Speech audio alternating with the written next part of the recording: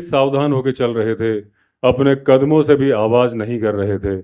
हमारा पूरा ध्यान था कि हम किसी भी तरह जंगल में कोई भी आवाज हो तो हम उसे सुन सके। हम ना सिर्फ सावधान थे मैन ईटर से, बल्कि हम सावधान थे भालू से भी। अब लेपर्ड और भालू की बात करें तो भालू ज्यादा खतरनाक होता है क्योंकि यह देख भी कम सकता है, सुन भी कुछ खास नहीं सकता। इससे सडन एनकाउंटर के बहुत ज्यादा चांसेस होते हैं। जैसे ही ये सरप्राइज होता है, अपने पिछले पैरों पे खड़ा हो जाता है और इंसान के चेहरे और छाती पर हमला करता है।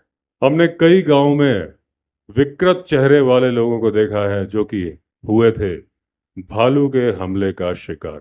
अब हम लोग करीब 4 किलोमीटर चल लिए थे और उसके बाद हमारे दिलो दिमाग से उस भालू और तेंदुए का डर जाता रहा था।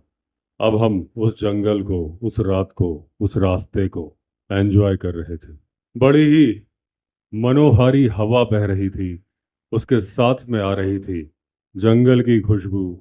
एक तरफ हमारे पहाड़ी थी, एक तरफ थी वैली।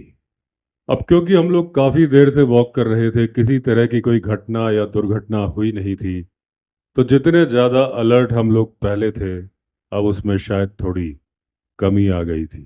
तभी हमने सड़क के बीचों बीच कुछ काला काला देखा, यानी कि देखा एक काला साया। अब हमारी हार्ट बीट बहुत तेज हो चुकी थी।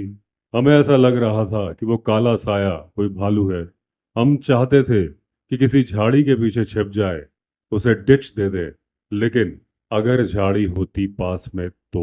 अब हम लोग अपने घुटने के बल बैठ गए, झुक झुक के चलने लगे, ढूंढने लगे एक झाड़ी। झाड़ी तो नहीं मिली, लेकिन एक थोड़ी सी खाई नुमा जगह मिल गई। लेकिन हमने देखा खाई के पास में एक झाड़ी सी है जिस पे कि चढ़ा जा सकता है। बड़ी सी झाड़ी थी या झाड़ी नुमा पेड़ था। हम दोनों उस पर चढ़ गए। आधे घंटे से ज्यादा बीत चुका था, हमारे पैरों की नसें अकड़ने लगी थी।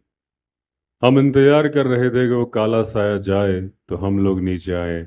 अब हमें लग रहा था कि कहीं हमें गलत फहमी तो नहीं हो गई।